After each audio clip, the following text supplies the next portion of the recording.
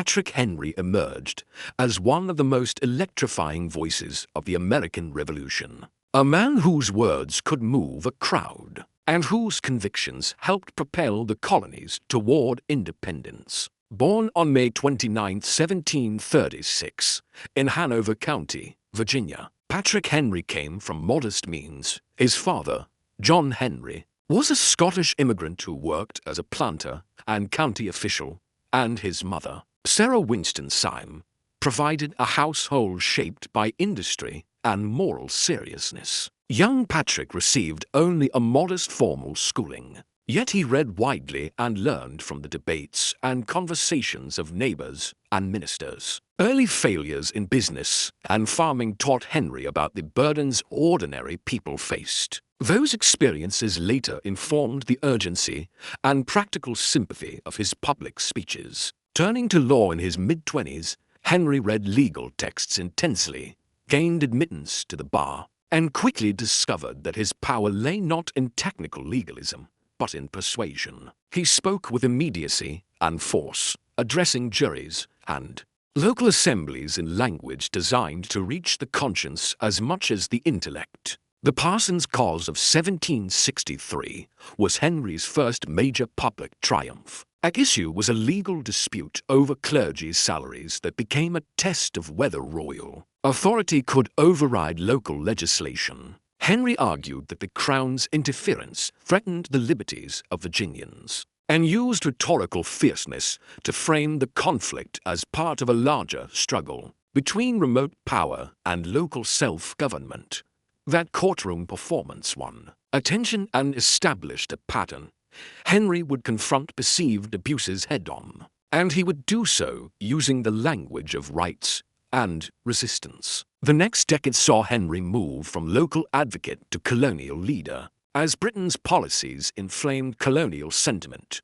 When Parliament passed the Stamp Act in 1765, imposing a direct tax on paper and printed materials, Henry drafted and introduced the Virginia Resolves, a bold assertion that only the colonial assembly had the authority to tax Virginians. His speeches in favor of the Resolves were incendiary to some and electrifying to many. He warned that taxation without representation violated the rights of Englishmen and described, in urgent tones, the danger of accepting distant control. Those words were not theatrical ornament alone. They helped crystallize resistance in Virginia and inspired similar protests throughout the colonies. Henry's rhetorical skill was matched by practical action. He served repeatedly in the Virginia House of Burgesses, where he opposed writs of assistance, criticized quartering policies, and objected to other measures that he believed eroded self-government. His critiques were often framed in the vocabulary of the law, but always with an eye toward their moral and civic consequences. He believed that political institutions should encourage virtue and protect the liberties of ordinary people. Henry's public voice grew more urgent as diplomatic petitions failed and British military measures tightened. By 1775, the situation had become perilous. In March of that year, delegates gathered at St. John's Church in Richmond for the Second Virginia Convention. Many leaders still hoped for reconciliation and attempted prudence. Some feared war and sought to stall. Patrick Henry spoke with a demeanor at first simple and plain, but his argument built inexorably from evidence to alarm. He recounted the failures of repeated petitions, the presence of British troops, and the preparations being made to enforce submission by force. Henry argued that delay would be deadly and that the time had come for decisive measures. With rising voice and dramatic gestures, he closed his appeal with the line that would define his legacy: "Give me liberty, or give me death." The phrase carried moral weight and a theatrical finality. Witnesses described the assembly stunned into silence before rallying to action. Virginia moved to organize its militia, providing men and material to the larger revolutionary effort. Henry's speech did not single-handedly create the revolution, but it energized one of its most important constituencies and supplied moral clarity. At a moment of doubt, during the Revolutionary War, Henry served as an energetic public official and organizer, becoming Virginia's wartime governor and working to mobilize troops, secure provisions, and sustain the civilian effort. He was not a battlefield commander in the manner of Washington, but his role in rallying citizens, coordinating supplies, and keeping civic energy focused on liberty was indispensable. The challenges of war tested his administrative skill as much as his rhetoric. Shortages, competing priorities, and political divisions required steady attention. When the conflict ended, Henry's skepticism about centralized authority shaped his role in the new republic. He feared that a powerful national government could eclipse the rights for which colonists had struggled.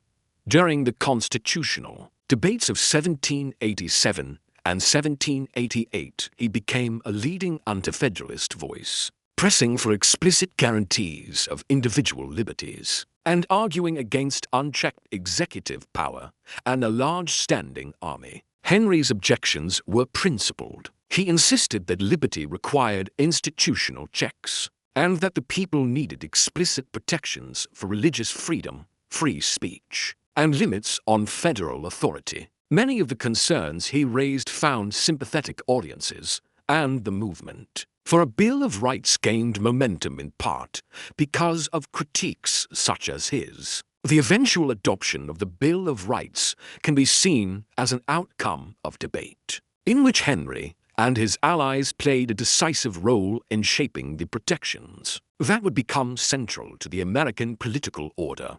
Patrick Henry's life also reveals personal complexity and moral contradiction. He was a devoted family man who married several times and raised a large household. He managed plantations and engaged in county life. He wrote and received letters that revealed tenderness, anxiety, and a lively curiosity about public affairs. At the same time, Henry owned enslaved people and participated in the economic and social structures of Virginia that were built on bondage. Like many of his contemporaries, Henry's commitment to liberty did not translate into consistent opposition to slavery. In private correspondence and occasional public remarks, he expressed concern about the institution's long-term consequences and its potential to undermine Republican character. Yet his life remained entangled with the realities of an economy dependent on enslaved labor. This tension between principle and practice complicates any simple veneration of Henry and forces modern audiences to wrestle with the contradictions of the founding generation. Beyond his positions on national government and slavery, Henry championed religious liberty. He resisted state-established orthodoxy and argued that civil authority should not impose religious belief, asserting that conscience and moral agency required freedom from governmental enforcement. That stance helped shape the broader movement for separating church and state and protecting individual religious practice. Henry's rhetorical style, plain at moments, explosive at others, left a lasting mark on American political culture. He believed that persuasive speech should be direct, rooted in common experience, and morally urgent. His oratory taught a generation how to translate private pain and public grievance into collective resolve. Students of rhetoric still study his cadence, his use of metaphor and biblical allusion, and his capacity to bring practical stakes to abstract principle. Historians have debated Henry's place in the pantheon of founders. Some see him as the conscience of the Revolution, a figure whose moral clarity helped create momentum for independence, and who kept the new republic attentive to popular rights. Others criticize his reluctance at times to embrace national institutions that later proved stabilizing, or warn that untempered passion can threaten deliberative institutions. These debates reflect the complex balance between liberty and order that shaped the founding era, and that continues to shape democratic politics. Patrick Henry died on June 6, 1799, at his Red Hill estate.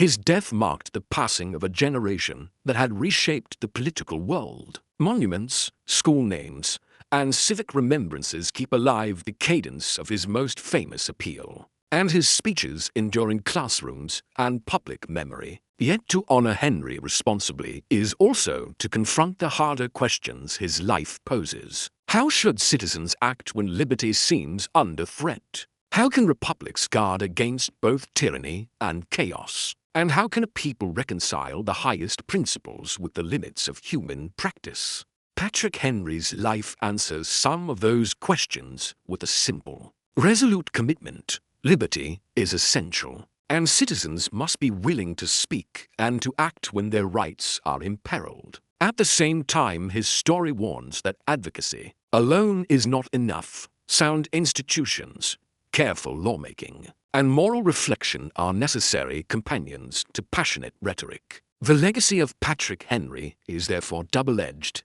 He bequeathed to the American story a model of courageous speech and urgent moral clarity, and he left a reminder that the work of freedom demands constant vigilance, self-examination, and the slow building of civic structures able to protect what orators call sacred. In studying Henry today, we find both the sparks that ignite popular movements and the gravity of the responsibilities that follow. His famous words remain a call, a testament to a time when a single voice could help change the course of history, and a lasting challenge to every generation to consider what price it will pay to preserve the freedoms it inherits.